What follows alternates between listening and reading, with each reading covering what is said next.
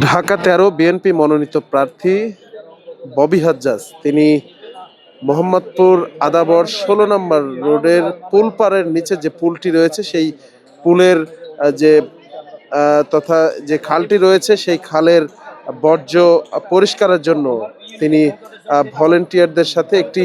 অরাজনৈতিক সংগঠনের ভলেন্টিয়ারদের সাথে নিজে তিনি খাল পরিষ্কার করছেন এবং আপনাদেরকে আপনারা দেখানোর চেষ্টা করছিলাম যে তিনি নিজে খালে নেমে একটি ছোট বোটে দাঁড়িয়ে তিনি কিন্তু এখানে এই খাল পরিষ্কার কার্যক্রমে যুক্ত হয়েছেন এবং তিনি যেমনটি বলেছেন যে এর পরবর্তীতে বা তিনি নির্বাচিত হওয়ার পরেও তিনি এসব কার্যক্রমে যুক্ত থাকবেন বলে আমাদেরকে জানিয়েছেন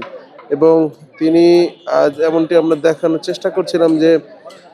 একটি অরাজনৈতিক সংগঠনের ভলেন্টিয়ারদের সাথে তিনি নিজেও কিন্তু নেমে পড়েছেন পানিতে এই খাল পরিষ্কার কর্মসূচিতে।